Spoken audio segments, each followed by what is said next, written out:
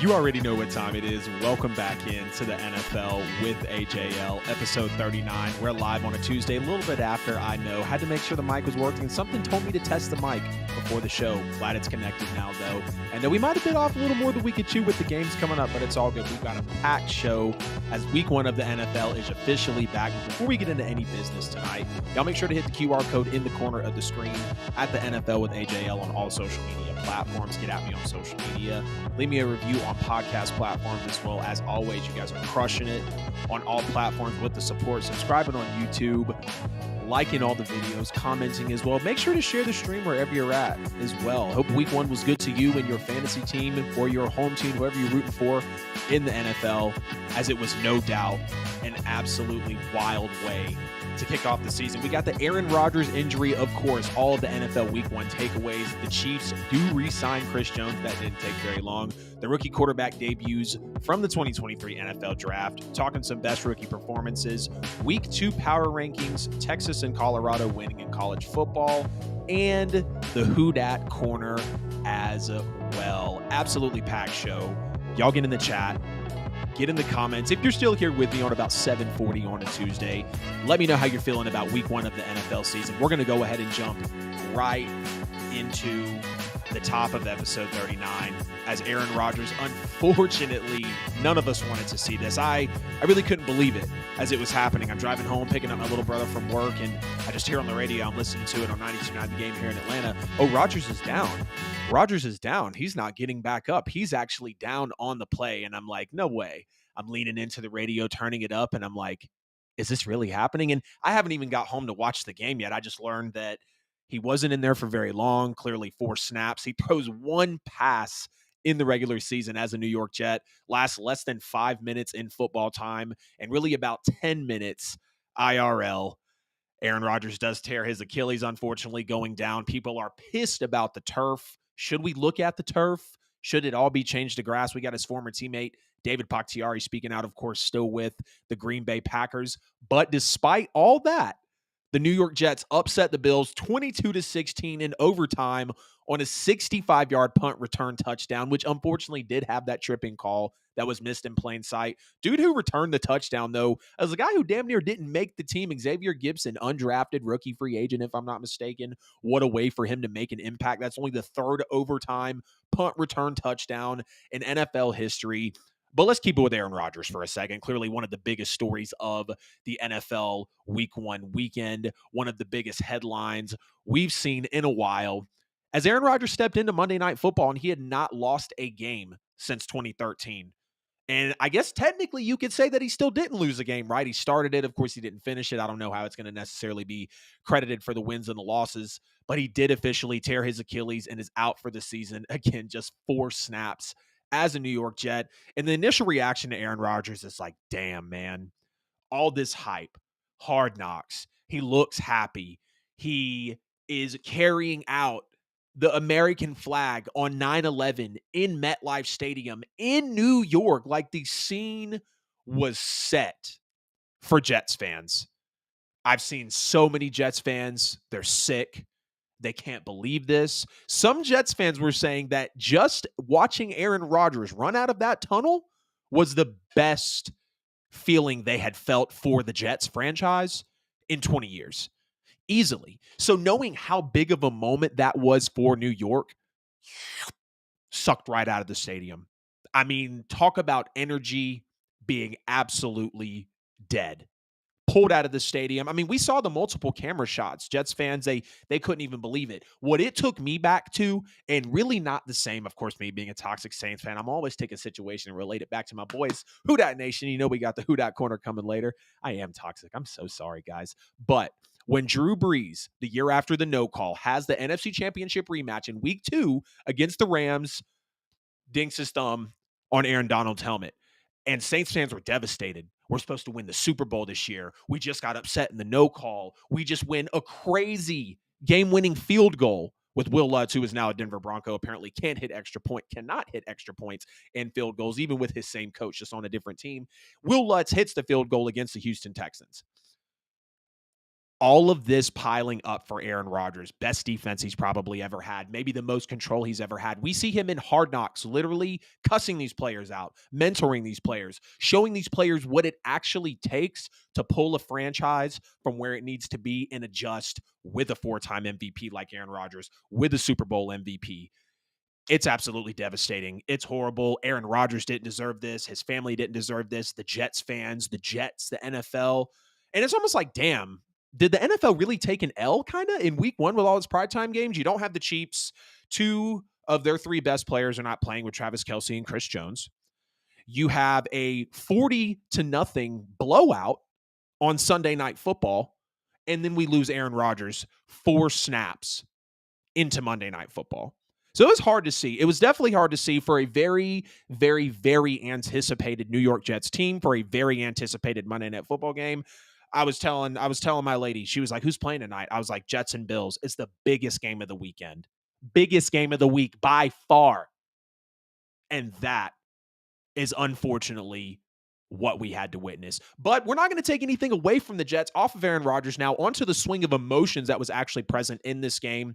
Again, 3rd overtime punt return touchdown in NFL history. We go from probably none of us really wanting to watch the Monday Night Football game. We might have assumed that the Bills were just going to absolutely take off with it. They were going to win this game, even though they were on the road, possibly going away, because let's be real, how much different is this New York Jets team? Of course, there's a Dalvin Cook. Of course, there's a Mecole Hardman. Of course, there's a Randall Cobb. Of course, there's a Alan Lazard, if I'm recalling correctly. But Aaron Rodgers was the X factor. Everybody was excited about Aaron Rodgers. And we see him go out. And we watch the Jets for the next 56 and a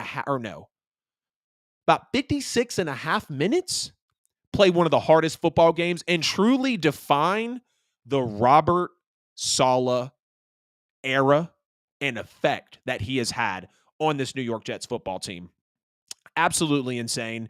We talk about how, Xavier Gibson, again, almost didn't make the team. A real grinded out guy, a guy that is an undrafted free agent, making plays for the punt return touchdown. The defense absolutely making Josh Allen melt. We'll get to that in a second. We have an insane catch from Zach Wilson, touchdown pass to Garrett Wilson.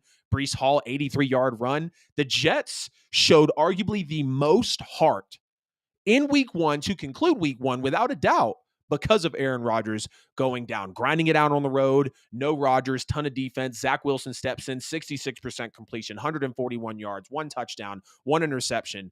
The defense, I know they had remarks from DJ Reed, I believe, or is DJ Reader? I don't know if I have the name correctly, but the quote was 85 Bears, the Legion of Boom. I don't believe they mentioned, the 0-2 Bucks, but they were talking about how they could be those type of players. And what's crazy is Sauce Gardner might have been the worst defender in this game. Clearly, Jordan Whitehead with the 3 interceptions. He is emerging on this team, limiting Josh Allen to 5.8 yards per attempt with 3 completions and 3 interceptions on throws of more than 15 air yards, considering how it played out for Josh Allen once he started throwing further down the field on that Jet secondary. They held Buffalo running backs James Cook and Latavius Murray to 54 yards on 14 carries. And you got to ask yourself, what now are, just sticking with the Jets a little bit before we spill over into what it really meant for the Buffalo Bills to just shit the bed on a Monday Night Football game. You got to ask yourself, where do the Jets go at quarterback from here? I mean, Wilson's quarterback 2 right now. I believe Mike White did depart in free agency, not necessarily sure there. But knowing that Aaron Rodgers, he was the guy coming in. Aaron Rodgers was supposed to be the one. He said he was going to play for 2 years. He wanted this to be a multi-year thing, talking about the Super Bowl trophy being lonely. This was the year.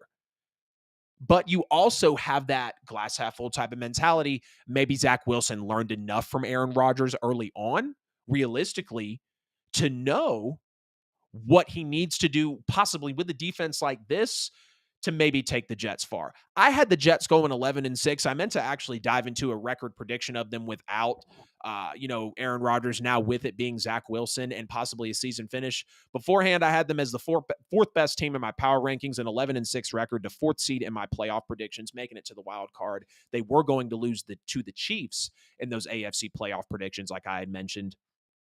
But a record prediction, I mean, I think they could still pull out 8 to 9 games. Now, the AFC's tough You got a tough division. If Buffalo rebounds, which I'm sure they will, I've seen Miami as high as 3-2 in people's power rankings this week. We'll have the power rankings coming later in the show. You got to see what happens with this division as it plays out, because the Jets, if that defense plays for the rest of the year, clearly maybe a little bit of overreacting, but week one, we got to take what we've got. If the Jets can gut it out like that, yeah, this is a maybe 8 to 10 win football team. Don't believe that's enough. And matter of fact, I know it's not enough in the AFC, because my lowest seed at the who was the 7th seed? I think it was the Ravens at the 7th seed, 11-6 in my AFC playoff predictions. So 11-6 might not even be good enough to cut it. So the Jets probably going to miss the playoffs. Probably not going to be a great season finish. But I know Aaron Rodgers isn't going to let it end like this. There is no way, knowing the grit and the passion, or so we think, right, of Aaron Rodgers, that he's going to step away from this game, because we saw how he did flirt with retirement, and he was 90% retired. Could he possibly take this Achilles injury, literally not even getting a full offensive drive into his new team? Could he take this as a sign at 39 years old to possibly turn around and walk away? I don't believe so. I've seen a lot of Aaron Rodgers on the Pat McAfee show. I've seen, a lot of how Aaron Rodgers can play when the game does come down to the line. But we've also seen when Aaron Rodgers does have critical mistakes in a game, or he does throw a pick six. I remember that last time he threw the pick six against the Bucs. He looked horrible. I want to say he threw 2 interceptions in that game. If Rodgers throws 2 picks in a game, he might check out. I don't think this is enough of something to make Aaron Rodgers necessarily want to check out, because he did just sign that nice restructured deal. He did say it was going to be a multi-year thing. And we do expect Aaron Rodgers to do a lot, of course, for this Jets team.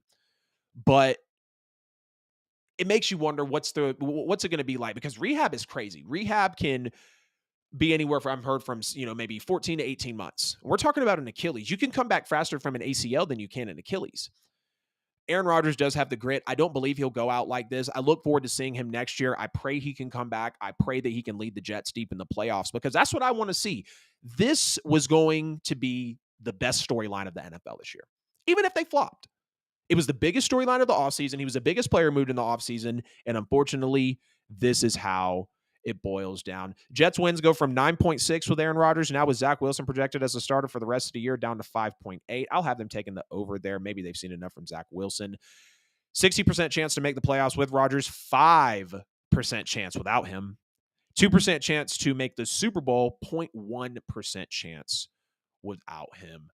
Yes, it really is all about the New York Jets in this game, because the Buffalo Bills, Josh Allen melted. 4 turnovers, which was tied for the most in his career. 1 fumble, 3 interceptions to the same damn player. You didn't see him the first time. You didn't see him the second time. You didn't see him the third time.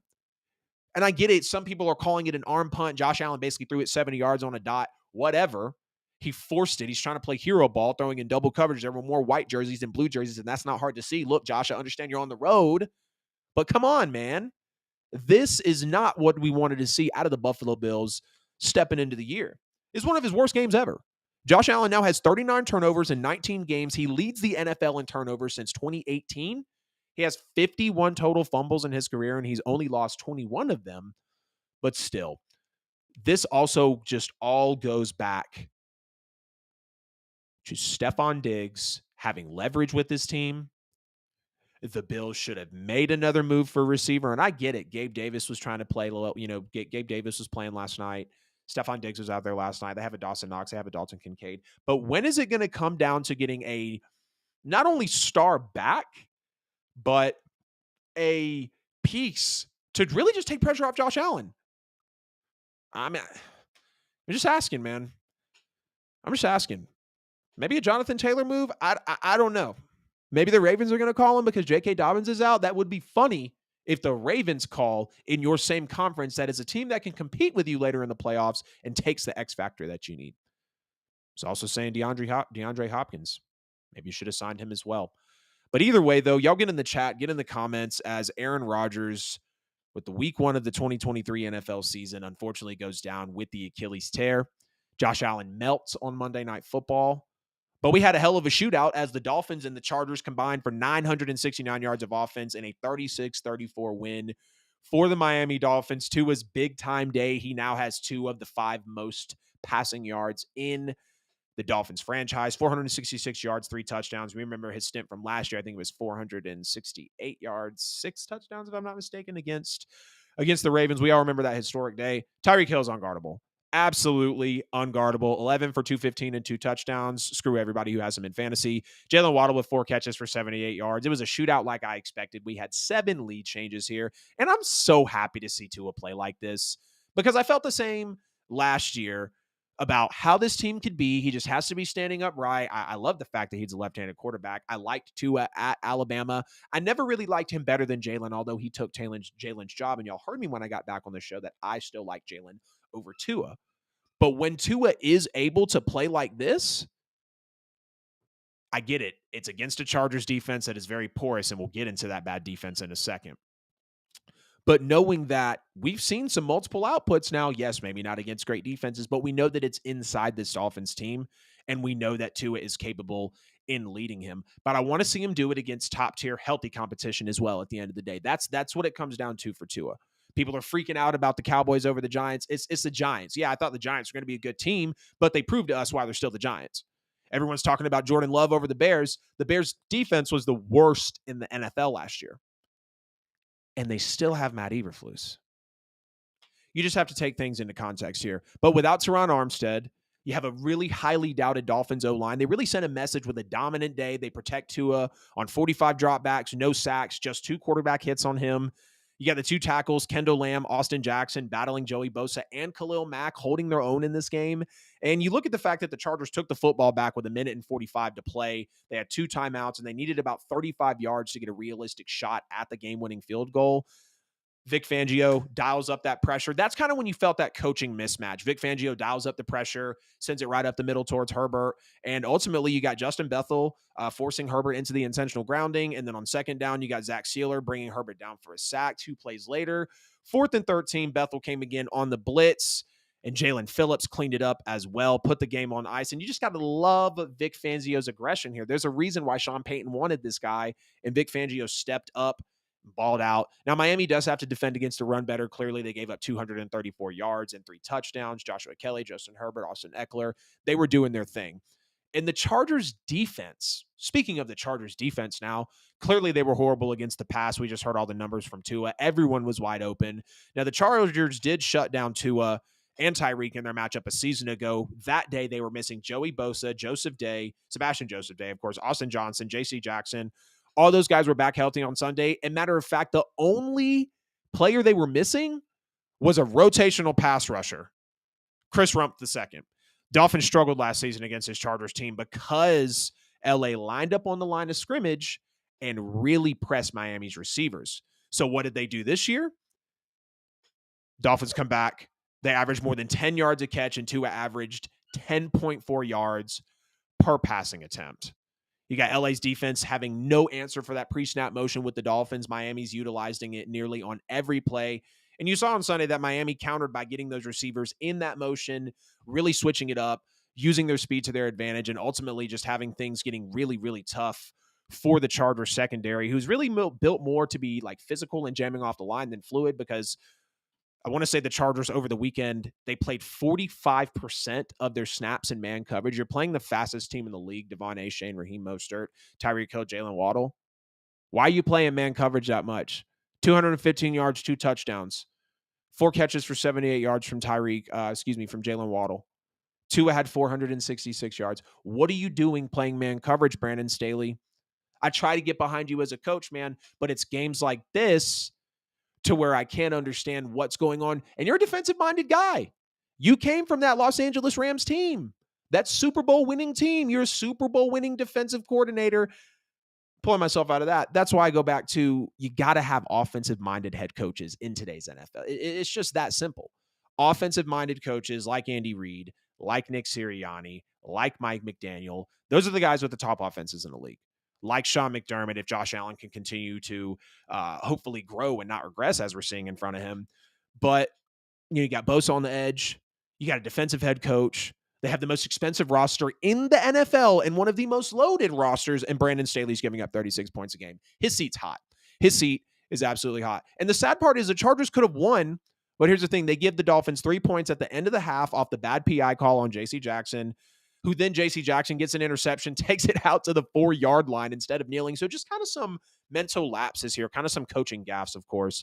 They go 3 and out on a drive where they decided to pass the ball on 3rd and 1. Again, what is happening? Despite the success of the run game, 234 yards, 3 touchdowns, like I was just saying. Justin Herbert sacked in front of the goal line.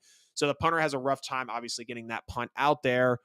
They get the ball at the Chargers' 35-yard line, 2 to Tyreek, go ball, 27-24. I mean, it's just too simple when your special teams can't perform, and well, really because of the way that the offense was sputtering, and you have the defense not being able. The defense was breaking, not just bending. The defense was breaking, unfortunately. And again, they run the ball very well. Kelly, Eckler, Herbert all had a rushing touchdown, 234 yards. Eckler had 117. Joshua Kelly had 91. They each had 16 carries. But you know what's crazy is it kind of looked like a new look offense in a way for this Chargers, right? Because they have a Kellen Moore in there. The run game looked more cohesive, creative, definitely, and overall more effective than it did under Joe Lombardi. We remember last year they were 30th in yards per carry, 3.8, and 89.6 yards per game, which was also 30th in the league as well.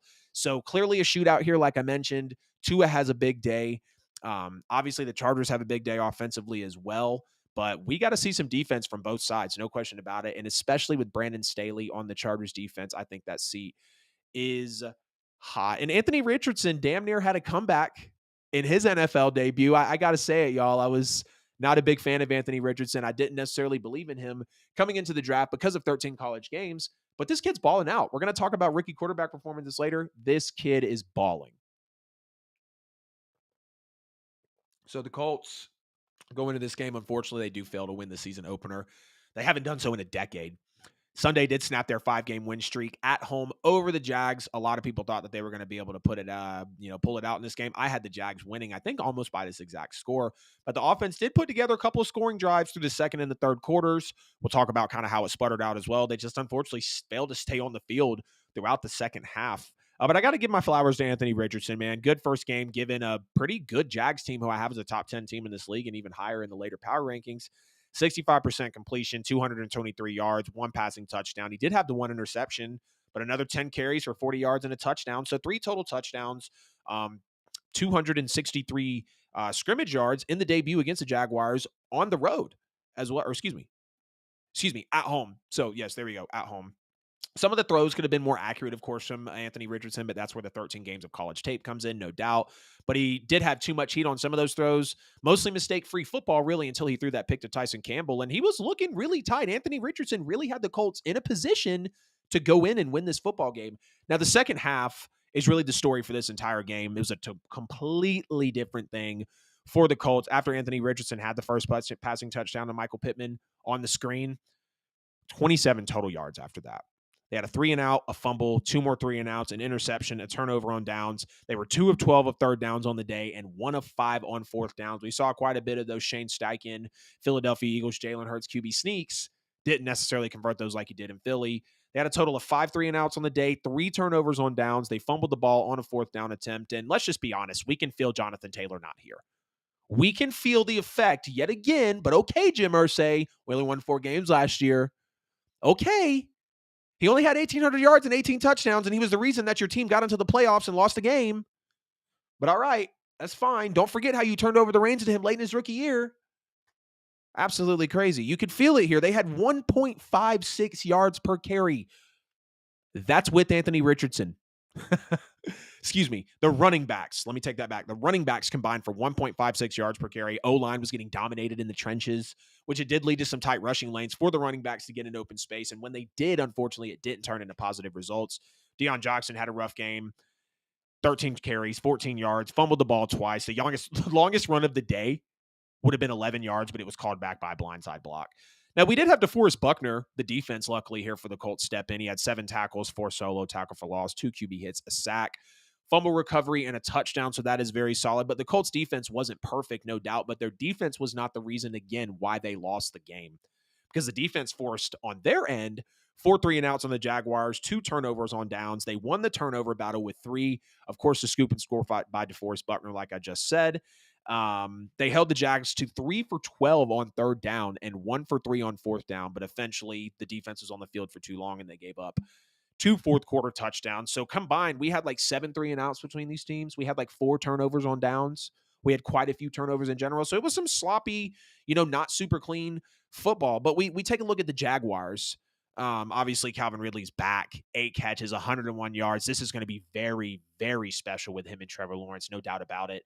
And Josh Allen, the defensive player, Josh Allen. It always screws me up because obviously Josh with the Bills, Josh with the Jaguars. Josh Allen had a career-high 3 sacks in this game, 10 tackles. Foye Oluokun, of course, formerly of the Falcons, had 12 tackles. He's always been a tackling machine in the league. 2 quarterback pressures, 4 sacks as a team. Trayvon Walker even got in there with the sack as well, which was good to see. Again, this Jags defense forced 3 takeaways, an interception by corner Tyson Campbell out of Georgia. Of course, they had 2 fumble recoveries, and they stopped the Colts on the 4 of 5 fourth down conversions. Jamal Agnew with the punt return, and then Tank Bigsby just helped take it home. We saw Trevor Lawrence comfortable. We saw this Jags defense step up. We saw this Colts defense step up, but we still had 31 points churned out by this Jaguars team.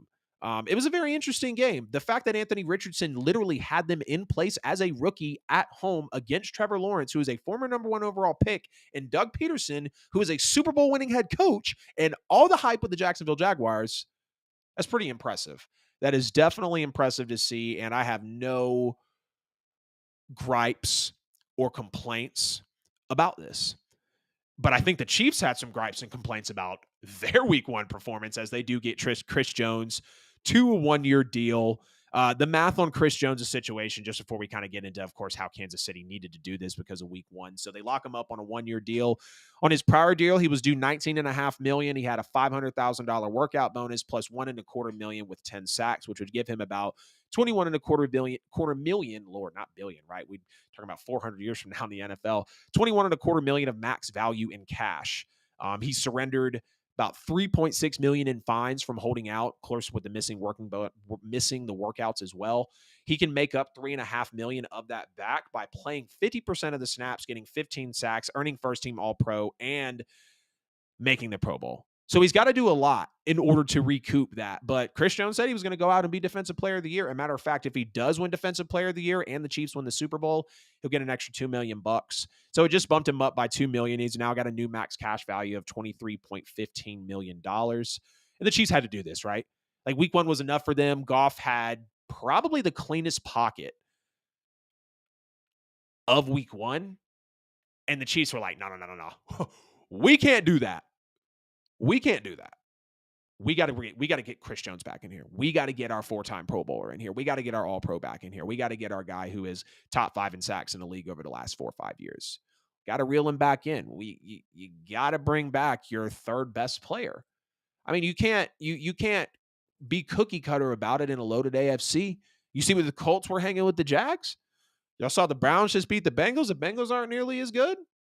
Like the AFC is going to be, I think it's going to be a little more interesting. It's not going to be as cookie cutter and binary as we think. We understand clearly that we have our predictions about the NFL, but things always change up. But the Chiefs had to do this. There's no doubt about the Chiefs having to get this signing done.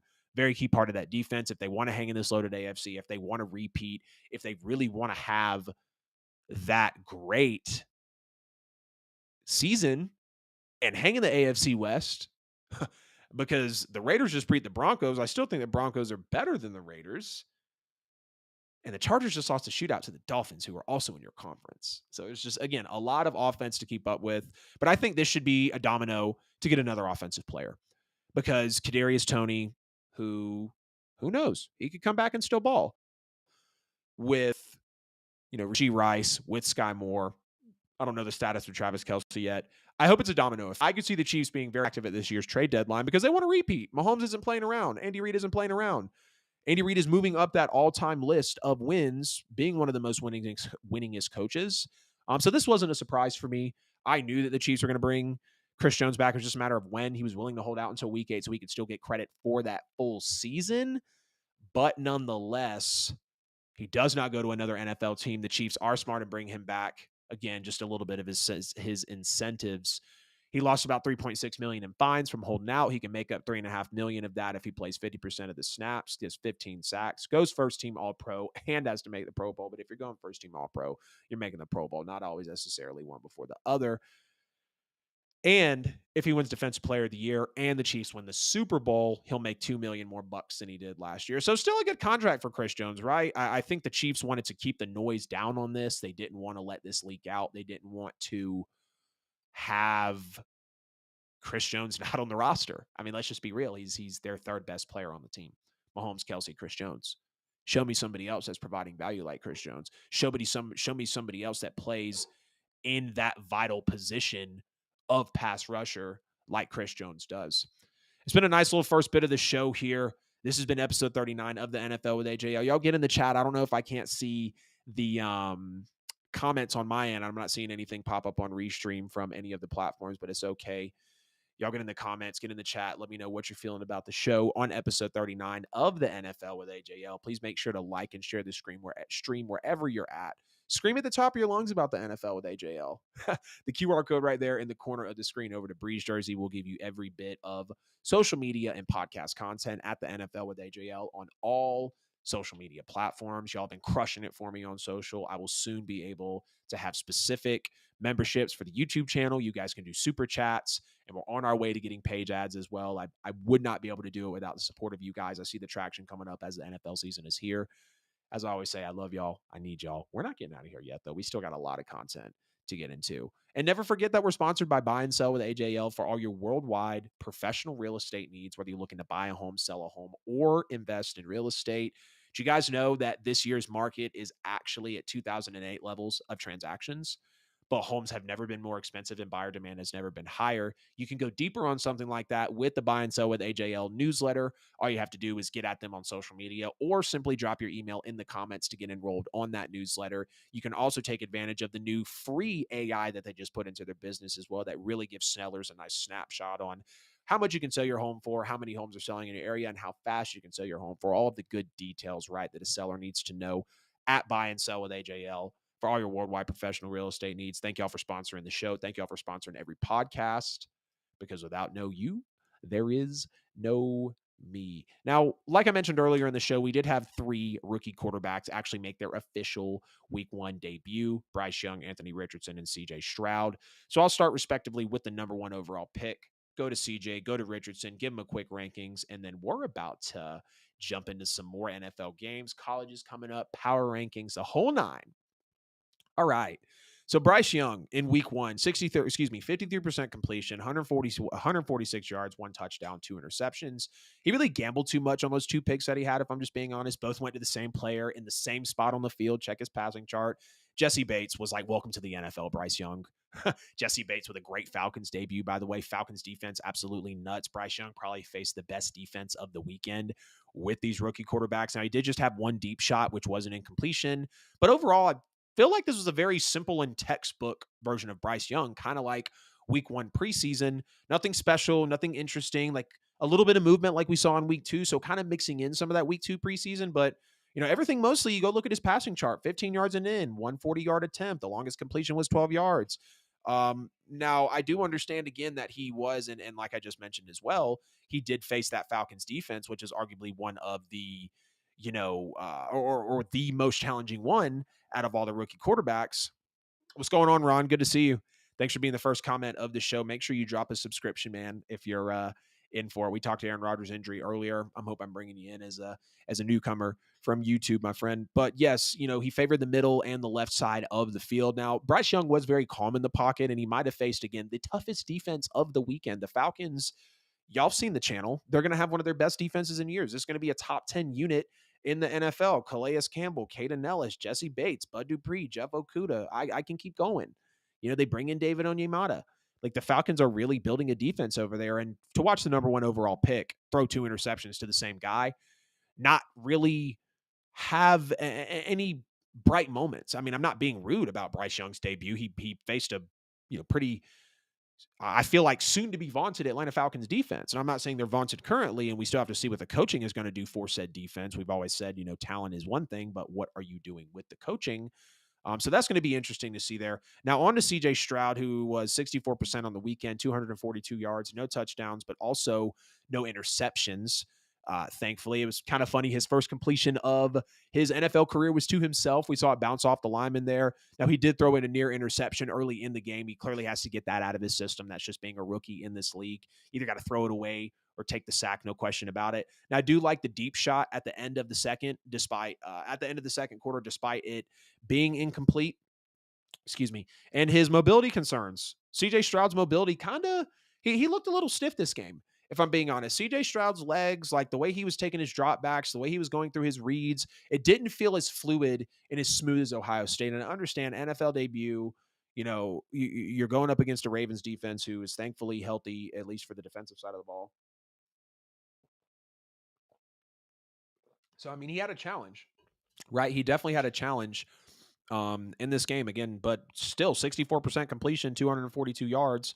He did drop back 44 times. So I wasn't necessarily a fan of that, but his mechanics seem a little stiff. It seems like he's still kind of adjusting to his motions per se. He did have a nice little 11-yard scramble in the fourth quarter. But I know more than anything he needs his reps, and I do like the fact that D'Amico Ryans and the offensive coordinator are trusting him to drop back 44 times a game. Really have command of that offense, really just get his reps as that number 2 overall pick. And I think he did all right. Again, considering a Ravens defense was his debut. That's one of the toughest defensive cultures that is historically, and even just as we see every year, the Ravens defense is always going to be elite, or not always elite, but it's always going to be stout. Even if it's not towards the top rankings, like they're going to come to play unless they're absolutely obliterated, like they have been over the last couple seasons with players on the defensive side of the ball. But the best rookie quarterback of the weekend by far was Anthony Richardson. 65% completion, 223 yards, 1 touchdown. He did have an interception, but another 10 carries for 40 yards and a touchdown. Again, I mentioned earlier in the Jags Colts game, I didn't necessarily like his decision with just over 7 minutes to go in the game. He's going to the ground for a sack. He kind of tosses it into the flat. The interception was clearly a misread. You had, a third-year guy in Tyson Campbell.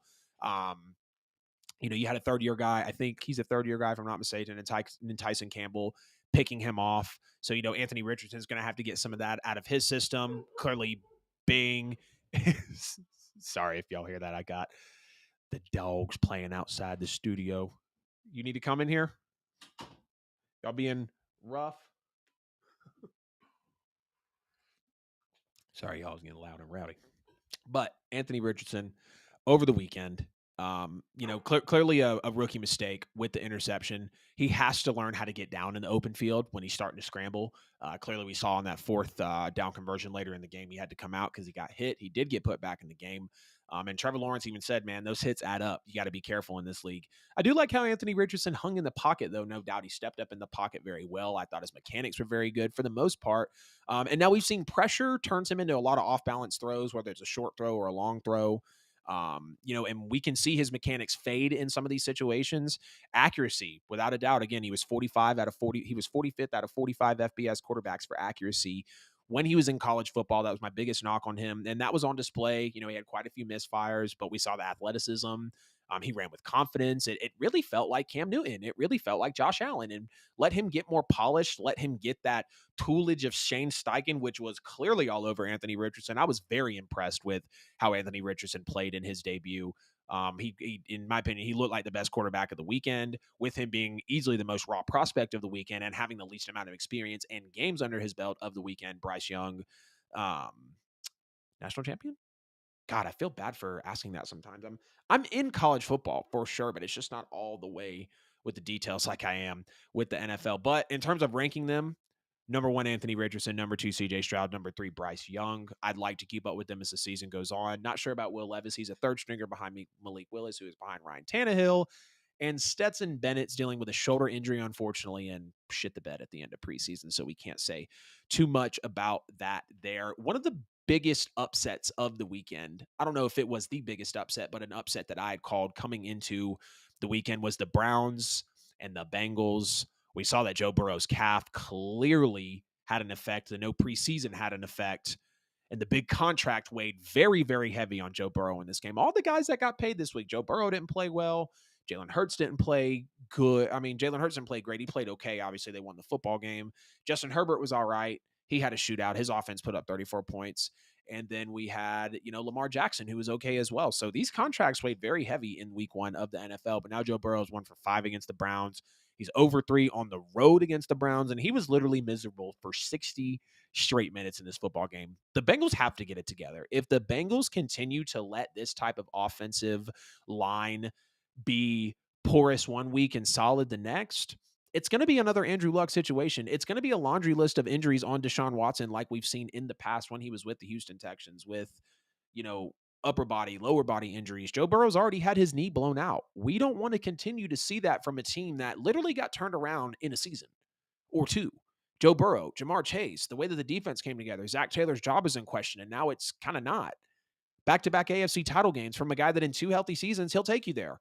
Imagine what the line can be. Now, they did only give up 2 sacks on the day, but Joe Burrow was hit on his first drop back, and that literally was an effect of the entire football game. He was 14 for 31 on his passes, unfortunately. 82 yards. He was pulled from the game with under 6 minutes remaining in the fourth quarter. Jamar Chase caught 5 passes for 39 yards. Joe Mixon had 56 yards on 13 carries. This team had 6 first downs, 2.6 yards per play. They were 2 of 15 on third down. Joe Burrow had career worst in completion percentage at 45.2, passing yards at 82, yards per attempt at 2.6, the same as the yards per play, and tied his career worst in team points with 3.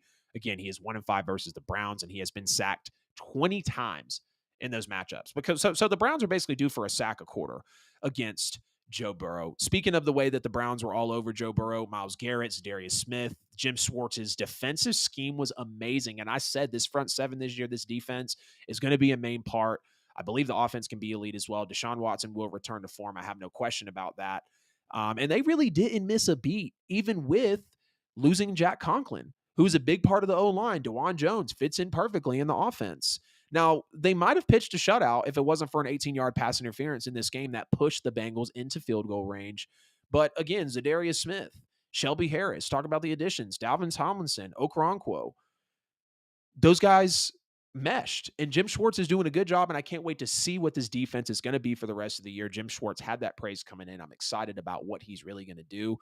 We had the law firm of Chase, Higgins, and Boyd, 49 combined yards. Talk about a true defensive testament to what they did. Myles Garrett with the 13-yard sack on the 4th and 4 that put the dagger into the game. And, of course, Deshaun Watson is a talk of this game as well. The conditions didn't help anybody. I'll have slack for Joe Burrow for having the worst game of his career because we've seen that if you're playing in conditions like that, Joe Burrow literally switched to a glove to try to get grip on the football in that game, and it wasn't able to happen. Deshaun Watson kind of didn't mesh well with the conditions early on either. But even with Deshaun Watson playing better than Burrow, from the eye test, it didn't feel like it was much because we know what both of these quarterbacks are capable of. Deshaun Watson had some throws that were just low and short. He threw late to a streaking Marquise Goodwin early in the game on what really could have been a touchdown. We've seen him connect on that time and time again with DeAndre Hopkins before. He throws at the feet of Amari Cooper on a key 3rd and long in the second quarter. And this just isn't Deshaun Watson. These are throws that we know he hits, but we know that he's still probably got to shake some rest off from missing an entire season, missing 11 games. I mean, really missing about 30 straight eligible NFL starts if clearly he would have stayed on the up and up with what was happening off the field.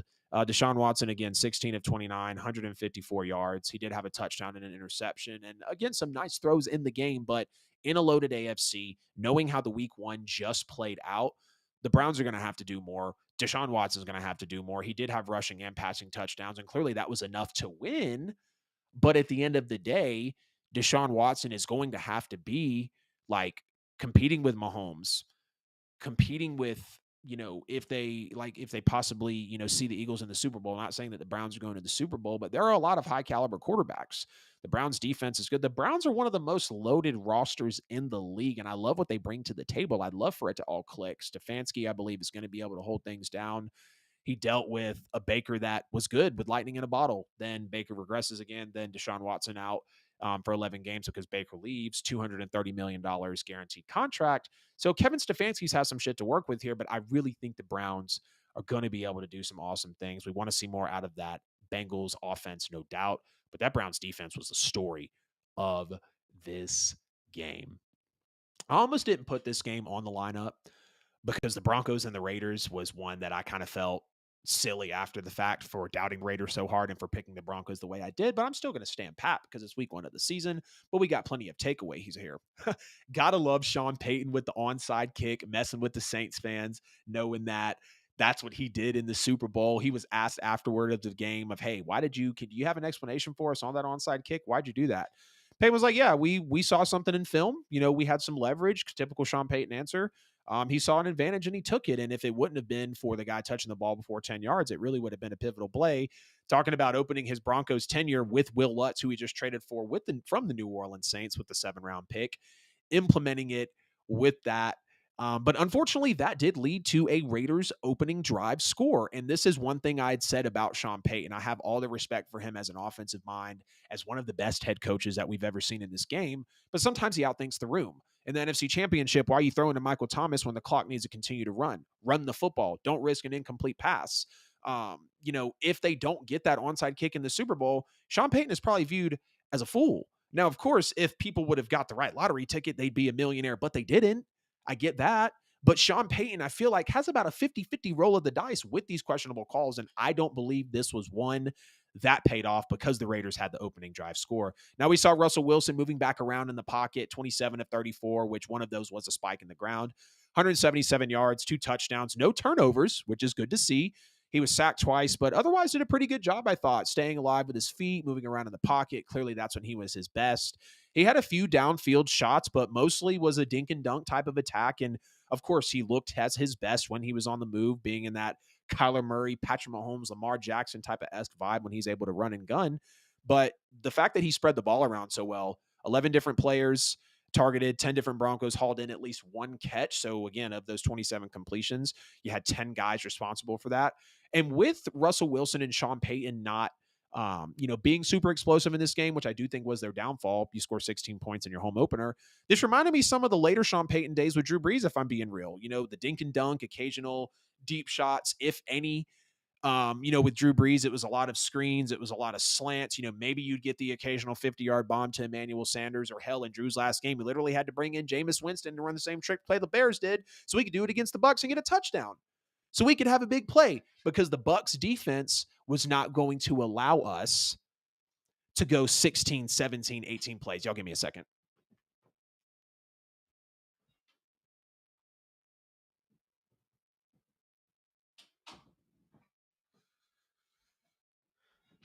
The queen was calling. Inca. Y'all know me. Inca's the queen. Or excuse me, the princess. Yusuf, what's up, man? Good to see you. I ain't been dodging you, man. I've just been super busy. I appreciate you staying in touch with me and texting me. Loyal fan, bro. Thank you for getting in on the show. But yeah, this reminded me some of those later Sean Payton days with Drew Brees, kind of the dink and dunk, the occasional deep shots, if any. But except the thing is, Russell Wilson has mobility now. We heard Sean Payton on the herd that if he was with Russell Wilson, he'd be dialing up all the plays. He would be singing his best tunes to get Russ in the right position. And we saw some of that. But I believe what Sean Payton is doing right now is realistically seeing if Russ can operate in his base system before opening it up. And I also hope that Sean Payton isn't kind of having amnesia in a way / being so used to playing with a flail arm quarterback in a 38, 39, 40, 41-year-old Drew Brees. I got the jersey on the wall, so don't think I'm talking shit about him. I'm just being honest. You wanted to see more out of this. And I hope week 2, when week 8, week 12 gets around, maybe we're talking about the Broncos as one of the top offenses in the league. And again, he looked good in the first half with 2 touchdown passes. Russell Wilson's out there delivering, but only a field goal and 3 total possessions in the second half here. For the Denver Broncos, Sean Payton's team had 10 penalties, 10 penalties for 83 yards. They missed 2 critical kicks. They missed an onside kick that led to a touchdown. They scored 16 points. Damari Mathis at cornerback 2. Riley Moss's absence was felt on the field as Damari Mathis gave up 2 touchdowns. So his job could possibly be in jeopardy. And Josh Jacobs also, he's been a problem with the Broncos in recent years. 879 yards from scrimmage and scoring 9 touchdowns in the last 7 games against Denver going into the game Sunday. Denver did do a good job. They limited him to 48 yards on 19 carries, the league leading rusher from last year, 2.5 yards per carry. Now over into the Raiders, who actually had a pretty impressive game on the road.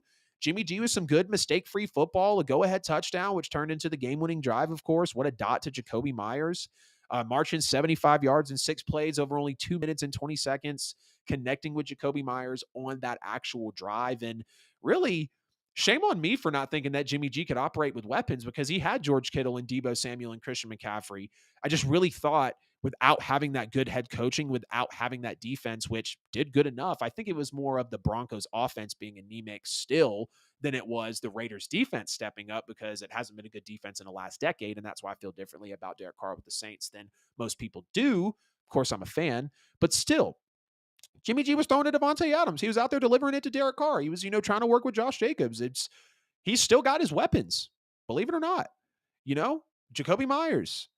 Wait until they get Michael Mayer involved. This could be an interesting offense. And of course, Jimmy's going to game manage his way to success, but still. Now, the Raiders last year, they were 30th in penalties per game with 6.6 and 30th in penalty yards per game with 54.8. They had 10 penalties for 97 yards this game. They extended drives and really compromised their own. And this is why I think this is a little embarrassing for the Broncos, because if it wasn't for penalties, the Raiders would have won that football game on Sunday. Listen here. 2 PIs led to 2 touchdown drives. Illegal contact on a third down by Marcus Peters wiped away a fumble by Russell Wilson, but the Broncos ended up missing that field goal, thankfully. Thank you, Will Lutz, I guess. After Garoppolo's interception on the goal line, the Raiders stopped the Broncos right after, but Luke Masterson, the linebacker, roughed the Broncos punter Riley Dixon, cost them 15 yards, another first down, and eventually 3 more points. Is Sean Payton's only coming out here? Yes, mistake-free football. We need Jerry Jeudy to come back, but it was a lot of dink and dunk. Russell Wilson wasn't, he was cooking compared to last year, but he wasn't in his non-MVP voting self. Shout out to NFL Mike. That was kind of funny how you threw that out there. But this could have been a lot ugly for the Broncos. Now, it's still a loss. It's still a divisional loss. It's still a loss at home to open the Sean Payton era, but when you dig deeper, it feels worse. And I don't want to see the Broncos be a team like that. I believe the Broncos can be a very good team this year. I believe they can go to the AFC title game. I really do. With that defense, with Russell Wilson, special quarterback, Sean Payton, Super Bowl winning coach. I mean, y'all have heard me time and time and time again this season. I believe that it'll happen. Possibly. It's very possible that it could happen. When did we hit the last break? I feel like I went through those games quick. We'll hold. I think we'll hit a break before we get into the power rankings and all that. So let's talk about some best rookie performances from week 1 of the 2023 NFL season. Puka Nacua, what a freaking game, from losing Cooper Kupp to literally feeling like he's becoming Cooper Kupp. 119 yards, 10 catches. He's out there going up against Jamal Adams, Quandre Diggs, Tyreek Woolen, just dusting these guys. I mean, straight up.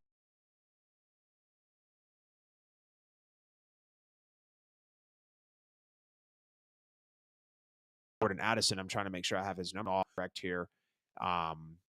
Let's see. Come on, show it to me. Yeah, Jordan Addison looks solid.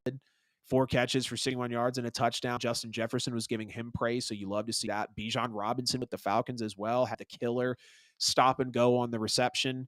Nice little 10 carries there. Of course, you wanted to see more, but the Falcons incorporating Bijan Robinson early and often. No slide about that. Will Anderson as well. Listen to this, Will Anderson. 6 quarterback pressures, tied the debut of 2 noticeable edge rushers of recent memory, Josh Allen of the Jaguars and Nick Bosa of the Niners. He's in the same defensive scheme that produced Nick Bosa under that first-year head coach for Will Anderson in D'Amico Ryans. So you see the toolage there working for him. You got to love what Zay Flowers did in week 1 as well. So happy that I have him on fantasy. Jahmyr Gibbs clearly balled out. Jahmyr Gibbs had a really nice game. It's going to be the matter of when the Lions start to get things right for Jahmyr Gibbs. That's when he's going to pop. It's going to be disgusting when he finally pops. Because we know what Jahmyr Gibbs was. I mean, he was taken 12th overall for a reason, like Jahmyr Gibbs was very, very good out of Alabama. I didn't expect Puka Nacua to be like that, but all these other guys that showed up, Christian Gonzalez looked solid. He had 5 tackles. He had a sack. So that was good to see with the Patriots. They had a nice little stifling there with the Philadelphia Eagles. But those are some solid rookie performances. If I had to say the best rookie performance of week 1, definitely Anthony Richardson. I love what I see out of Zay Flowers, Jordan Addison, probably Bijan as well. Will Anderson would be up there. And then, of course, Puka Nacua and Anthony Richardson, probably 1 and 2, right, for the best rookies that were in week 1. But let's get into a little bit of college football as Texas and Alabama played a game. Number 3 Alabama, number 11 Texas. Hook 'em As Carl Dukes on 92.9 The Game said, I'm a Dogs fan. Y'all see the stuff behind me. We going for the three-peat this year. You see the gear behind me. Like I said, been a Dogs fan my whole life. Love what the Dogs have been doing lately. But this game here was the best game of the college football weekend. This is what everybody was waiting for, because last year it was 20-19. Quinn Ewers gets knocked out in the first quarter. And people sit there and ask, what if Quinn Ewers played that game? Because we see Tennessee be good enough to beat Alabama in a shootout at home. So who's to say that Texas could not have, hung with this here? And let's just talk about how this was really a revenge game for Texas and everything that they really did coming into this one. Steve Sarkisian was waiting for this one for a while. Again, last year they let it get away from him 20-19. Quinn Ewers goes off after leaving in the first quarter last year, 24 of 38 this year, 349 yards, 3 touchdowns, no interceptions, 6 plays of 30 or more yards. And everybody was wondering last year, what if Quinn Ewers played in this game? Quinn Ewers balls out in this game. A lot of back and forth here, sloppiness on both sides. But I think we can say that Nick Saban got out coached, maybe finally, by one of his former folks. Obviously, we've seen Kirby Smart do it. Now Steve Sarkisian's giving him a run for his money, now taking a win. And it's kind of wild to see an Alabama team now, year after year, like the torch is passing off. Kirby Smart is coming in. We've got like USC coming up. We've got Michigan, Penn State, Florida State. These teams are coming in. And it's not to say that Alabama is not going to be a good team this year. They could damn well go on and win a national championship if they wanted to, because of Nick Saban himself, because of the power of how he gets players to come play for him, because they are the Alabama Crimson Tide. Let's not kid ourselves with that. We know that this is a powerhouse football program. No question about it. But you got Tavion Sanders. Last year had 3 grabs for 4 yards. And he goes off this year with 5 catches, 114 yards. He's 6'4", 243 pounds. He's going to be a top prospect in the NFL. Texas hadn't done this since 2010. Win against a top 5 opponent, do it on the road, quarterback plays the full game, and your quarterback actually outplays Alabama's quarterback. That's kind of the big story here as well, is that Alabama's got a quarterback question after sending Bryce Young, Jalen Hurts, Tua Tagovailoa, and Mac Jones all to the NFL, which I would say the 4 quarterbacks are, with the exception of Bryce, and I guess you could kind of throw Mac in the mix of what if, those 4 guys are probably going to have solid NFL careers, whether it's a consistent backup or you're going to go on to win Super Bowls like Jalen Hurts or be consistently in the divisional round like a Tua. Like Alabama has been producing quarterbacks, and now to know that Jalen Milroe had to be better in this game. Jalen Milroe was 14 of 27. He never looked comfortable in this game. 255 yards. He did have 2 big touchdown plays of 40 and 50 yards, but he also had 2 critical interceptions as well. There was no consistency in this offense for Alabama. A lot of sloppy play calling, a lot of sloppy execution, and this is just something that Alabama's going to have to go back to the film room, because it wasn't a horrible loss, right? It just wasn't an SEC Alabama output loss that we were probably used to and wanted to see. I mean, when was the last time, and not even really when was the last time, because Alabama, we know they weren't putting quarterbacks into the league like that really until Jalen Hurts. It was Jalen and then Tua, or at least in the order of how they came in. I think Tua and Jalen went the same year. Tua went number 5. Yes. Then you have Mac Jones and you have Bryce Young, number 1 overall. You have Tua at 5. Jalen Hurts could have argued to be the number 1 overall pick the year that he went, but Joe Burrow happens. Jalen Hurts turns the ball over a little bit at Oklahoma. Y'all can say what you want, but Jalen Hurts was absolutely balling at Alabama. Oh, he's an Oklahoma Sooner. He's both, okay? He was going to possibly win the Heisman that year until a man named Joseph Lee Burrow stepped in and had the best college football quarterback season and the best season possibly with a college football team. So to know that Alabama really might have to go back to a drawing board here for their quarterback situation. Nick Saban might have to look deeper on that quarterback room, because this is something that Alabama is used to. Now, they've always had consistent quarterback play and at least good enough quarterback play, whether it's the Jimmy G, scaling all the way up to Bryce Young and Jalen Hurts type of vibes. But Alabama's going to have to get the quarterback situation under control, because Quinn Ewers can clearly play. You got guys like Shedeur Sanders. You got Bo Nix coming around. We got Jordan Travis. We got Jaden Daniels. We got Michael Penix Jr. This college football quarterback landscape is going to look really nice, and I think Alabama is going to want to be in that mix. But you got to love what Texas does as they beat Alabama here. Revenge game for Sark, Ewers, Tavion Sanders. Texans hadn't done this in 2010.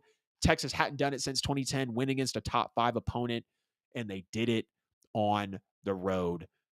2 turnovers from Jalen Miller also led to 10 points. Again, he just did not look comfortable against that Texas team. And this is going to be interesting to see how the pivot goes on, because we did have one pivot, I feel like, from one team to the next. As, man, I hope the stream isn't logging out. We just hit 1 hour on the stream. We're going to hit Colorado and Nebraska. Deion Sanders goes in, wins over the Nebraska Cornhuskers 36-14 in his Colorado Buffaloes debut. The stadium was sold out. The season tickets are sold out. I appreciate y'all giving me love on the Prime Time Effect video. And Colorado is 2-0 for the first time since 2020. Again, 36-14 win. They bounce back from a slow game, too. We see Shedeur Sanders. He gets pressured. He has 8 sacks. We understand that Shedeur Sanders is now going to be going up against these more formidable defenses, because it was the offense of Nebraska that lost in this game. Of course, the defense of Colorado stepped up, but the defense of Nebraska did their best in the first half to really keep this where it was. Now, of course, Shedeur Sanders finished with 393 yards, 31-42 on passing, 3 total touchdowns, 2 passing, 1 rushing, and now has, I want to say, the 4th most yards for the first 2 starts ever from a Pac-12 quarterback. And again, Nebraska's defense, they had Colorado off balance. They had the combo of pressures and coverages, 8 sacks, 11 tackles for a loss. But unfortunately, they weren't able to capitalize offensively when they were having the Buffalo sputtering. And mostly because of Nebraska's own mistakes. Jeff Sims had 3 first-half turnovers, 2 lost fumbles, 1 interception, and those all led directly to Colorado first-half points. Now, luckily, you did see Shedeur again find that rhythm later on in the game. Thankfully, Shedeur was able to get a little more comfortable. He came up in some big spots. The most important drive of the game, Nebraska cut the lead to 13-7 in the third, and then Shedeur Sanders capped a 10-play, 75-yard drive with the rollout touchdown to Xavier Weaver. He has a big game as well. Of course, Travis Hunter plays his 100 and something, 400 and something, umpteen snaps. I can't wait to watch that kid go to the league. He's absolutely going to tear it up. And then really Colorado's offense from that point was just rolling downhill. Nebraska offense, of course, they continued to struggle, but Shedeur Sanders and really the entire Colorado team, they just continued to get opportunities to move the ball against a Cornhuskers defense that was getting worn down because of being on the field over and over and over again. They got all the way down to their 3rd string quarterback, Chuba Purdy. And as a result of both injuries and ineffectiveness, that's why he had to come in. And there's just nothing that generated a change in results for this team. It was absolutely insane to see. Not even insane to see, because I had Colorado win this game and I thought they were going to win it comfortably. 2-0 Coach Prime, 0-2 Matt Rule is a big reason I wasn't necessarily, worked up about this. And again, Shedeur Sanders through 2 games, 903 yards, 7 total touchdowns, no picks, 77.5% completion. Shedeur Sanders is an absolute monster. He's in the Heisman Trophy conversation. He is a legit NFL prospect. He could go first round. I'm excited to see Deion Sanders' son doing what he's doing in college football. Colorado selling out tickets. They deserve this, right? This is what feels like the New York Jets of college football, but Deion Sanders coming in at the helm and just going absolutely insane. Of course, Travis Hunter had 73 yards on 3 catches, 4 tackles, and a pass breakup on defense. You cannot knock what that kid is doing. Again, Nebraska's defense, they had to get help from the offense because Colorado's defense was standing up well. Again, you hear about the 3 first-half turnovers, all leading directly to points for Colorado. But so there's nothing there really with Colorado that you're, I guess, worried about. Like, yes, the Nebraska defense, that's a defense that can ball out. Like, they can play. 8 sacks and 11 total tackles for loss on a team that just wins a shootout with TCU on the road. Like, they're going to have some adjustments. And I know everybody's waiting for Colorado to fall. It's only because it's Coach Prime's team. Really? All the new players, this entire overhaul, his energy. Deion knows what he's doing. He's a winner. He's a winner everywhere he goes. We don't have to sit here and continue to question, really, I think, what Deion's capable of. Just more of how far is he going to be able to go and how deeply can he get invested into these kids so they can honestly go far and can contend for a a national championship. But just a little more here on Colorado's defense. The first half, obviously, it had some hiccups a little bit, but they had the offense in the first half had a little bit of hiccups, but they had 4 first turnovers in the first half. They stood strong on third and fourth down. Nebraska was just 4. Nebraska converted just 4 of its 13 third down attempts, and they failed on both of their fourth down tries.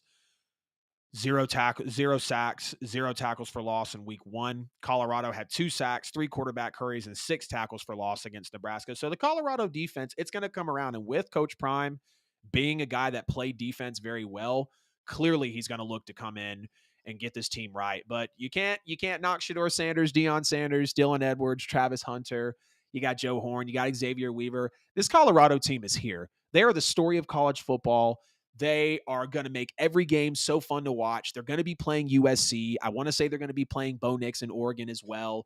All eyes on the Colorado-Nebraska game to really, or excuse me, not all eyes on the Colorado-Nebraska game. All eyes were on that Colorado-Nebraska game. Coach Prime does what he's supposed to do.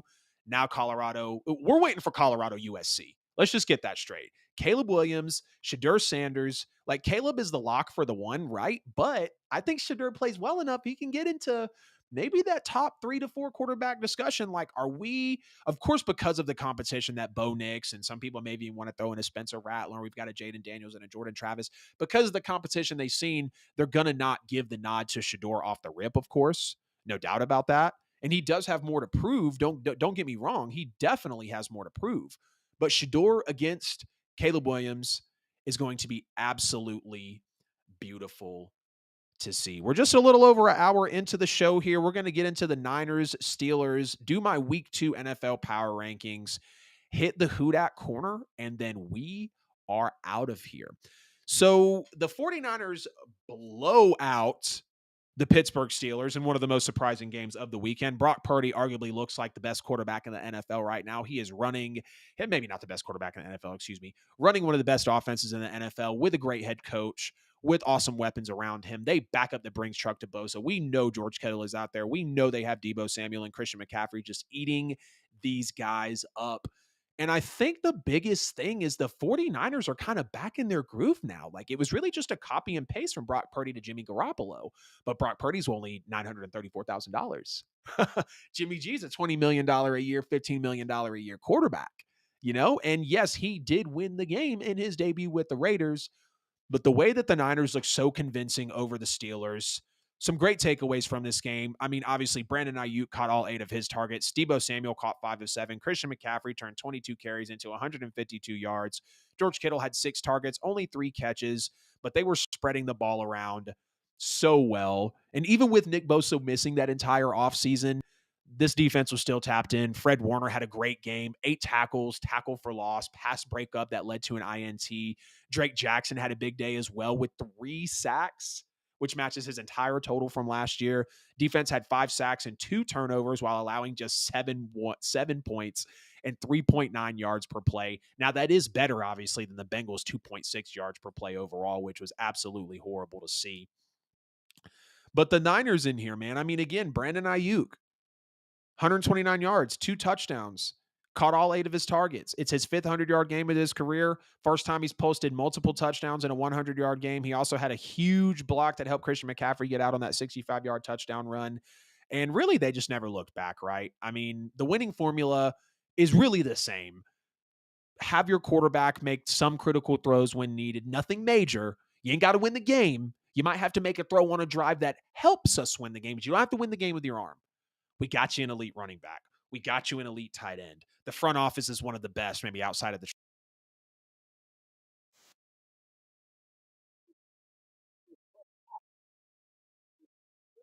pace. The formula still feels very much the same here because we know that the offense is going to click. We know that San Francisco is one of the most well-coached teams in the NFL. I just didn't expect them to make a jump like this over a Steelers team with Brock Purdy facing off against the Steelers they were on the road, right? Let me see. No. Come on, I'm typing fast. Can't you tell? Yeah, Steelers were at home, Niners on the road, winning 30-7. Nick Bosa was in every play in the first half. He had five consecutive 3-play drives by Pittsburgh, 5 straight 3-and-outs to open the game for the Pittsburgh Steelers. Nick Bosa, two tackles, 1 quarterback hit, generated enough pressure on a handful of other plays. Of course, he gets his money, so he's good to go. Now, the Niners did have 11 penalties for 85 yards. That is something you want to see them clean up. They clearly have to get better about that. That's not going to fly in the postseason. That's not going to fly in close games, of course, with some of the better teams you're going to be playing. And they're scot-free right now for injuries, thankfully. All of their major players are tapped in. Brock Purdy, Christian McCaffrey, George Kittle, Deebo Samuel, Brandon Ayuk. What this says for the Steelers, though, I mean, this is very confusing because the Steelers, well, kind of. I didn't have the Steelers on my top 15. I think the Steelers are a good team. I don't think they're as good as really everybody else says because a lot of people have the hype or have hype for the Pittsburgh Steelers. But it's still about Kenny Pickett. It's still about having a defensive-minded head coach. Yes, they can score points, and they have weapons on both sides of the football. Darnell Washington, George Pickens. Unfortunately, Deontay Johnson is out. We know about the vaunted Pittsburgh Steelers defense. They bring in Patrick Peterson, which is an amazing pickup, right? But where was the offense? I mean, realistically, yes, we know Kenny Pickett was hurried some, but it was just very, very odd. Very odd to see how the Steelers' offensive front, really performed here. The Kenny Pickett timing on his passing routes wasn't very sharp. He was definitely responsible for where he placed the football, but I think he could have thrown the football away in some instances instead of taking a loss or taking a sack clearly. And of course, it doesn't ever help when you're, constantly being hurried and your offensive line isn't looking super solid. But you even look like just some first half takeaways. The Steelers were flat. Middle of the defense was literally targeted by Brock Purdy and the 49ers. They were talking about the picket fence in the preseason. Yeah, where was that? TJ Watt didn't get that fumble recovery. You feel like he should have. Oh, man. Man. You want to see better. You definitely want to see better for the Pittsburgh Steelers. The middle of the defense is a little questionable, too. Now, of course, Cameron Hayward and Leal were injured during the game, so that's going to matter a lot. But when you look at getting exploited big time in between the hash marks, Christian McCaffrey, 22 carries, over 150 yards. I understand he's Christian McCaffrey, and we're talking about one of the best O-lines in the league in the San Francisco 49ers. But we're talking about a Steelers defense here. We're talking about a Mike Tomlin-led defense. We're talking about a defensive line with, yes, Cam Hayward did get injured, but we're talking about a defensive line with TJ Watt. In the middle of the defense has kind of been a concern. You thought it had improved some, maybe getting a little more competent, being a little more competitive in some of these games. But TJ Watt is still a guy. Still a game changer. He's still one of the GOATs, a straight dog in this game. But he's only one guy. He's only one guy. And again, going back to getting the middle of the defense worked on, the Steelers, I think they flat out just got out coached. They were in a little over their head. Kenny Pickett is still young. People want to act like Kenny Pickett is on this Trevor Lawrence trajectory or on this Jalen Hurts or Josh Allen trajectory in terms of leaping. Kenny Pickett is a solid quarterback, yes, but I think his ceiling is Kirk Cousins, which can lead to possibly a Super Bowl win, maybe, because we still have questions about Kirk really performing in the big time games. I know as my Saints, clearly he had the big, playoff win and what would push off, I feel like, the year after the no call. But the Steelers are loaded. And this might just be one where you burn the tape, right? Mike said we were horrible. It was unacceptable. We were bad. Injuries do matter, but you got to see more out of, again, a loaded AFC team and a loaded conference in a loaded division and a loaded conference. It's just 1 week, right? There's no do-overs. Again, burn the tape. It is what it is. Just got out coached by Kyle Shanahan, in my opinion. They really did. The Niners came to play. They're loaded. They showed that, really, they just showed the differences in schemes because Purdy and Pickett, probably just kind of a toss-up, right? If we're just talking about like what most people really think of Kenny Pickett versus Brock Purdy, like, yeah, pretty comparable. Tomlin and Shanahan, yeah, pretty comparable. The offenses with weapons, not to the Niners, of course. Defenses, take your pick. What's it going to come down to? Schemes, coaching, situational football. Definitely an interesting one, though, as the Niners do blow out the Pittsburgh Steelers. We are rolling through the show here as now I'm about to bless the world with week 2 of the NFL with AJL power rankings. Gonna go ahead and throw them up on the screen so y'all can freak the hell out. I'll get my explanations in. If you don't remember the power rankings from last week, Chiefs were 1, Bengals were 2, Eagles were 3, Jets were 4, Bills were 5, Niners at 6, Ravens at 7, Jaguars at 8, Broncos at 9, Chargers at 10. Again, these I'm saying now are for last week's power rankings. Cowboys 11, Saints 12, Browns 13, Vikings 14, Dolphins 15.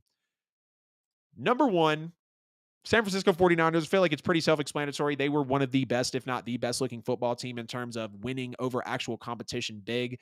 Yeah, maybe you could put the Browns up there, but clearly these guys are more proven. A lot of people are freaking out. How do you not have the Cowboys here? How do you not have the Cowboys here? The Cowboys are at 6. What do you expect? The Dallas Cowboys are going to be at 6 on my power rankings here. And again, we'll take it in. We'll get through it as we go through it. But San Francisco with a dominant win. Brock Purdy looking so good. San Francisco is the number 1 team right now going into week 2 of the NFL. Philadelphia won, so they're going to move up in my power rankings as well. They win, obviously, they win close on the road to a decent team in the Patriots. Bill Belichick, we have a first-year offensive coordinator with the Philadelphia Eagles, so I'm not going to necessarily be looking to, go for the Eagles' throat here because they don't have Shane Steichen anymore, because Shane Steichen's display was clearly out there this week because Anthony Richardson looked so damn solid. Number 3, Kansas City. I'm not going to knock them down too much, and maybe even some people can ask, how do I knock down Kansas City? But realistically, Kansas City losing to the Detroit Lions without their second and third best player. I still got to give credit to the Lions, no doubt. But when you look at Kansas City, they didn't have their firepower. Kansas City did not have the people that they needed in that game. Yes, they were at home. Their defense played great, but you have the bounce off the hands of Kadarius Toney into Brian Branch's hands, and that kind of just gives you the summary there, right? We got Baltimore at number 4. They win big at home, obviously to a bad team. They were looking kind of rough there as well, but they're still going to move up. They're not going to fall down just because they beat a bad team. You win in my power rankings. Usually you move up. Power rankings are a little weird, right? Because it's like you kind of get, okay, this is who won, this is who lost, so this is how we're going to move. But then I feel like you should go back and make adjustments, because based on these power rankings here, if you're asking me why do I have certain teams in certain spots, from the 15 to the 1, like if Minnesota and Buffalo played right now, I'm taking Minnesota. If Cincinnati and Minnesota played right now, I'm probably going to take Cincinnati in the bounce back game. So that's how I have some of these playing out. Power rankings can always be weird. Some people are curious as to, how they work out this, that, and the third. Jacksonville wins a good close game to a maybe better team in the Colts than I thought. Obviously, they're on the road, but Trevor Lawrence, Doug Peterson, they go out. They have an amazing defensive outing. The offense doesn't look too good. Indianapolis was able to definitely lock them on that end as well, but they still win, so they move up in the rankings. The Dallas Cowboys, the one game that everybody is freaking the hell out over, and honestly, I'm just really not feeling what the Cowboys. I mean, it's not that I'm not feeling what the Cowboys are doing. I thought the Giants were good, yes, but I think the Giants showed us on Sunday Night Football why they are still who they are. Not a whole lot of Darren Waller. Jalen Hyatt has a drop. Daniel Jones feels like he's going to get back to what he was from last year, but I mean, realistically, 40-0, that is a coaching gaffe, absolute blowout. Yeah, maybe Dallas does have the most loaded roster in the league. Their defense is insane, and their offense is one of the best out there. But if we're talking about the teams above them, I'm just being honest. Dallas played the Giants. They do this every year. I'm not bugging out about the Dallas Cowboys beating the Giants 40-0. They beat the Giants all the time. They've beat the Giants bad before. Oh God, they're 3-0. We're just doing it earlier now because it's 1-0. Come on, guys. Let's be real. Cleveland Browns at number 7. They win big, upset at home over Joe Burrow and the Bengals. Clearly with the Bengals being a good team, I'm going to have to move the Browns up here. Number 8, the Miami Dolphins win the shootout with the Los Angeles Chargers. Love what Tua does in his historic day. Waddle, Hill, untouchable. Mike McDaniel continuing to show us why he belongs in this league. Detroit Lions are the new team in the power rankings. The Jets do fall out because I'll just be honest, do we really think they're a top 15 team? I know that they beat the Buffalo Bills. I get that. I think a lot of that was off of defense, special teams, clearly, and the energy of Aaron Rodgers not being in there. I'm not taking anything away from them, but I don't believe the Jets are going to be a top 15 team now without being without Aaron Rodgers. But again, Detroit coming in at number 9. They have a great win over Kansas City in week 1. Yes, they beat them without their second and third best players in terms of Kansas City not having Chris Jones or Travis Kelce. But the Lions still played a good game. Jared Goff's pocket was virtually clean. The offense looked solid. The defense did enough. very defensive battle. The Lions tough it out. They grit it out. They get my number 9 spot. My New Orleans Saints at number 10 here on the power rankings. The Saints get a very close, gritty win to the Titans. Very close, gritty win, but they do it. Derek Carr still has a little adjusting to do. We can clearly miss Alvin Kamara. The defense picks up where it left off, really, but the offense playing down to the competition. Again, I don't like that. I love how we're airing the ball out. Michael Thomas, first play of the game. Chris Olave, Rashid Shaheed. The receiving core feels back, and I'm pumped about that. So we'll see what happens with New Orleans at number 10. The Chargers at number 11. They lose the shootout. Awful defense. Brandon Staley's seat is very hot. You spend the most money on defensive rosters. You have Bosa on the edge. You're a defensive-minded coach. Don't really know what's happening here. I think they can tighten it up as well, but the Chargers are going to fall to 11. Denver Broncos at number 12, losing a close one at home to, in my opinion, a bad Raiders team, but again, maybe a team that I underestimated in the Las Vegas Raiders. And realistically, they are a team that might be able to hang with some folks. Now, Sean Payton doesn't, again, we talked about the game earlier, have the greatest outing. You don't see the things that you really want to see out of Payton and Russ thus far, but it is week 1. I think this team can be much higher on my rankings in the week to come. Cincinnati with possibly the worst loss of the week, of course, next to the Giants, next to the Steelers as well. Losing 24-3, Joe Burrow's worst game, one of the Bengals' worst games. The trio, the three-headed monster of wide receivers, less than 50 yards combined of Chase, Higgins, and Boyd. Not too much more to say, as they might just burn the tape here and move on to the next week. Minnesota at number 14, losing at home to, they were at home, right? Or were they on the road? No, they were at home. Why did that game feel like it was on the road for some reason? Was that it? Was that at M&T Bank? Or no? Am I embarrassing myself? Is that US Bank Stadium, I think, for the Vikings? Not sure. Vikings at 14, though. The Bucs come in, shut them up. Baker Mayfield heard people talking shit about him. He's like, oh, I'll show you I can play like Kirk Cousins. Justin Jefferson goes off in the first half, disappears in the second half. Just goes to show you that the Tampa Bay Buccaneers, they have a roster that can compete. And we can say this about a lot of rosters, right? If Baker wasn't there, I think we're talking about the Bucs in a different way. I really do. And the Bucs defense showed up in this game. And at number 15, give me the Buffalo Bills. Y'all are probably going to freak out about the Bills being this low. Some people don't even have the Bills in the top 15. I've seen some people not have the Bills in the top 10. They melt on Monday Night Football with what feels like a mail-it-in game. Josh Allen thinks that he can play hero ball and do whatever because it doesn't matter, right? They're going to win. Aaron Rodgers is out. Not the case. He's regressed. We've heard of the turnovers. It's absolutely sad. We don't want to see this continue happening with Josh Allen, but I am going to have the Buffalo Bills at number 15. So y'all take a look at the power rankings there. We're going to do these every Tuesday. Every Tuesday, we're going to have the NFL with AJL power rankings as we walk into the next week. 1 through 15 there. Feast your eyes on it because we're now pivoting. We're switching.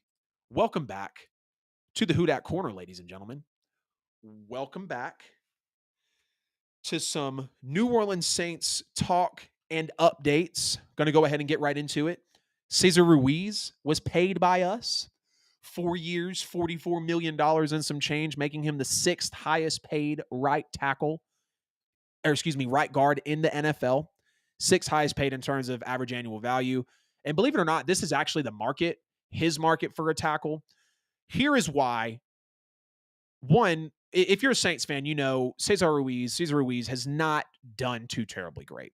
But we also know the Saints, they don't bring in their elite offensive linemen in free agency with it, outside of like Max Unger. It happened with Larry Warford, but he kind of flopped and we moved on from him to then draft Andrus Peat, of course. We draft Andrus Peat. We pay him. Obviously, he's had some injury history. We're still trying to work him out. Trevor Penning should have been pulled from the game. Hope we don't pay him. Looks like we're just trying to work him out.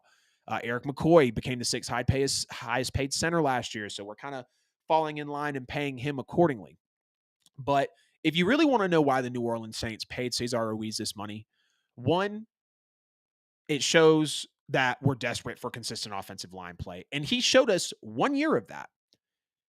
He hasn't had a Pro Football Focus rating over 60 since he's been in the league. He's currently sitting at a 32.4 Pro Football Focus rating because Cesar Ruiz got paid, and now he's just letting guys through to Derek Carr.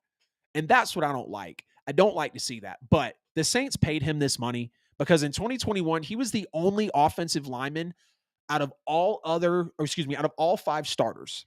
he was the only one that did not miss games. He played every snap of 2021.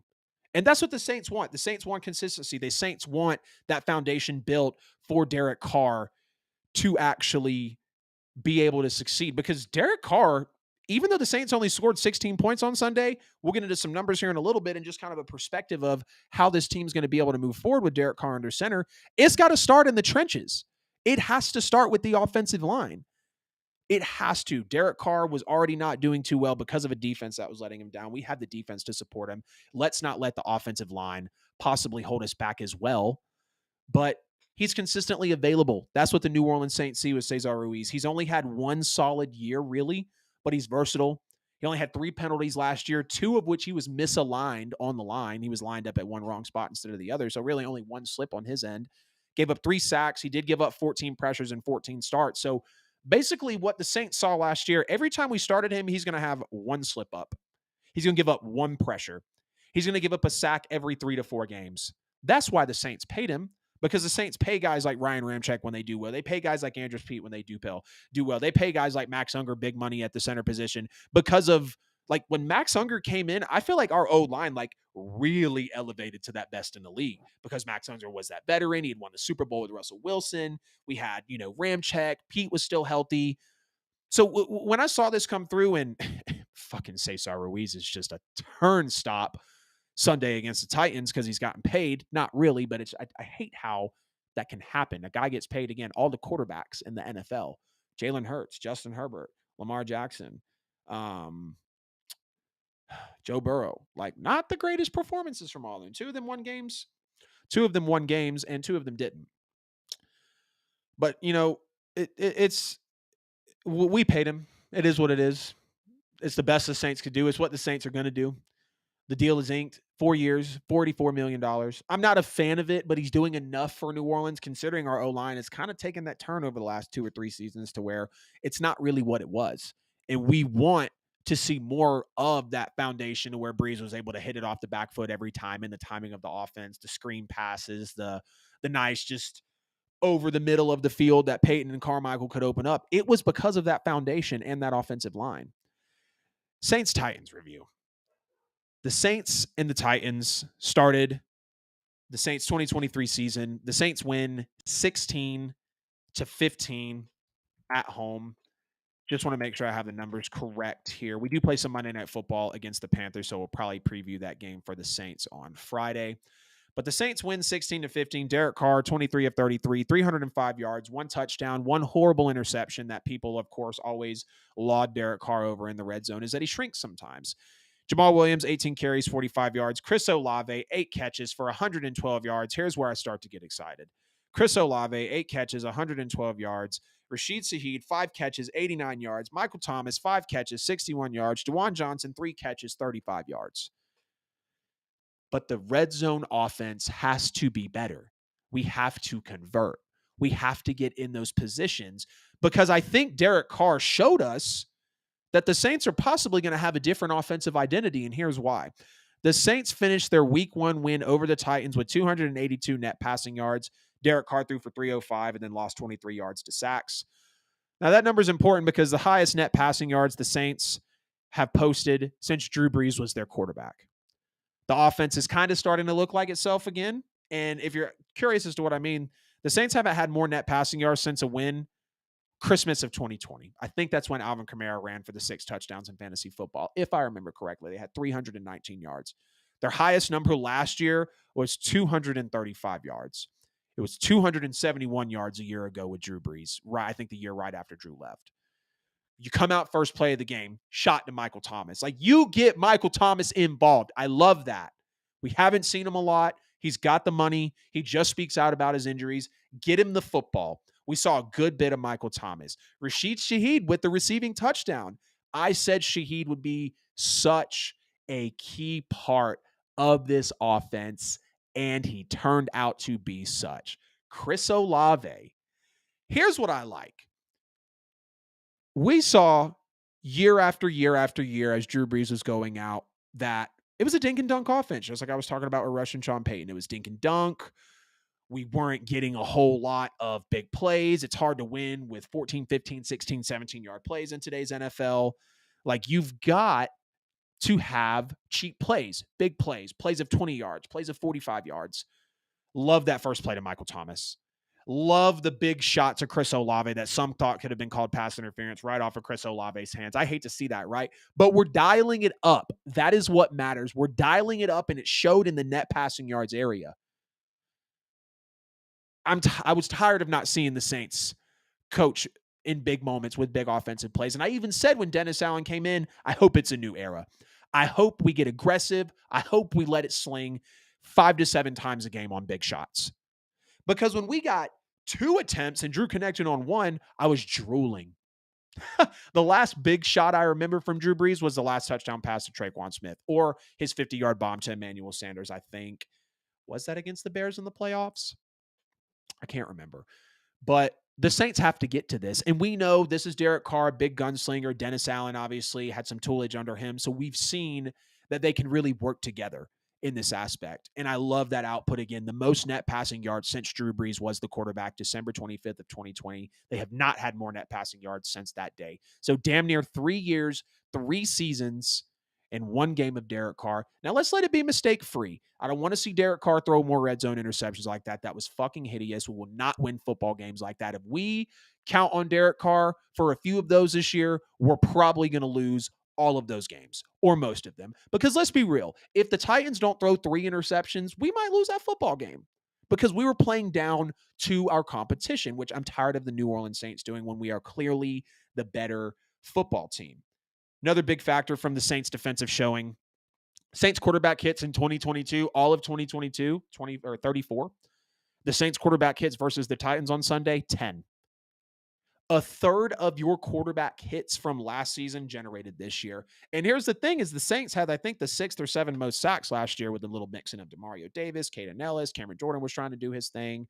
But outside of that, and I feel like the big story for the roster in the offseason for the Saints was we need trenches. We need better foundations. We need defensive line help because Cam Jordan got his contract. That's why we bring in Isaiah Foskey. That's why we bring in Brian Bresee. I see a play from Brian Bresee as well in the game that I absolutely love. I absolutely love to see that type of stuff. And I want to see that continue to get doubled down on. I want to see that defensive pressure be able to be generated. Because, I mean, yeah, the defense looked good. The defense looked really good. Shout out to the defensive line. Shout out to the secondary. Marshawn Lattimore making plays everywhere.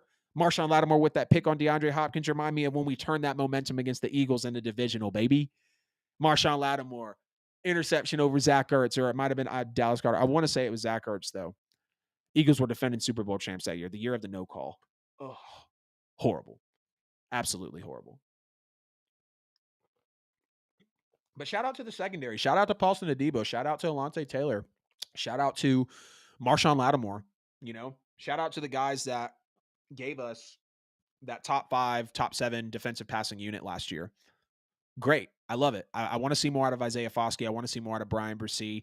I want to see Jalen Smith get activated to that linebacker position from the practice squad because I know that is a very productive, very valuable guy that can do a lot for us. And I really think if Jalen Smith had possibly played this game, I mean, yeah, the defense looked good, but hell, it might have looked better, you know? And I think when the time comes for us to have to get really physical up the middle, which shout out to us. I mean, we held, I want to say that was the first time us playing Derrick Henry because the last 2 times we played him, and we held him to 15 carries for 63 yards, no touchdowns, 4.2 yards average. So when you hold the king to that, I mean, that's nothing to complain about. You know, you're very, very satisfied when you're able to hold Derrick Henry to really less than 90 yards. Hell, even less than 70, and we did that. So shout out to the defensive line. Shout out to the secondary. Yes, Ryan Tannehill is mid. It's just going to be a matter of when do the Tennessee Titans move off of him. It's probably not going to be long before we see him in Malik Willis. Now, yes, the Titans in week 1 do have to get some rust off because they did face an elite defensive unit in the New Orleans Saints. I love what the defense showed us. I like what the offense is trying to show as well. Clearly, we missed Alvin Kamara. Jamal Williams didn't get too much of a push up front with that Saints offensive line. Trevor Penning, what the hell are you doing? Cesar Ruiz, what the hell are you doing? Like, come on, guys. Derek Carr being hurried, being rushed. If you want to get back to the winning ways, what the New Orleans Saints used to be when we set a record for the most wins in 4 years and no Super Bowl appearances, it was because of our offensive line, which led to our offense being so lethal. Do I want to set more records without Super Bowl appearances? Fuck no, I don't. Absolutely not. But I do want to see that offense return to what it previously was. So shout out Derek Carr for a good game. Can't wait to have Alvin Kamara back. We'll have him back soon enough. I got to see better offensive line play. Defense, virtually flawless. Saints do play down to their competition. I want to see better play calling out of Dennis Allen and Pete Carmichael. Wasn't necessarily a fan of some of the situations that we got into in that football game. But man, what a packed episode 39 of the NFL with AJL. Let's go ahead and get out of here.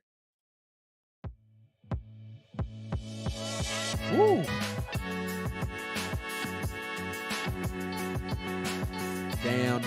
Damn. Football is back, baby. That was episode 39 of the NFL with AJL. I appreciate y'all sticking with me. We went live a little later than we were supposed to this evening, but we dug through every bit of it. The Who Dat Corner just concluded. I gave you my power rankings. We talked the best games of college football over the weekend. We talked the best games of the NFL. Week 1. Aaron Rodgers' Achilles. We hate to see it. Rookie quarterback performances. Episode 40 is right around the corner, y'all. I need to get a guest on. I haven't had a guest on in a minute. Trying to do like power rankings every Tuesday. Have a guest on every Friday. What an episode. Before we get out of here, please make sure to like the stream, subscribe on YouTube, share the stream wherever you might be at the NFL with AJL on all social media platforms. QR code right here for every bit of podcast and social media content. If you can't find me, you're simply not looking hard enough. Episode 40, probably going to talk about Eagles-Vikings Thursday Night Football review. Maybe preview some good games coming up. I might just do my picks in the entirety for week 2 again. We had an all right week. We'll be doing our picks again. Probably get into some college football quarterback rankings. We were going to do that this episode, but we didn't. Packed show. I appreciate y'all. I love y'all. I need y'all. You're running it up on social media. Thank you guys for supporting my true passion, the NFL with AJL. Love talking NFL football with y'all. As I always say, love you, need you, and I'll see you.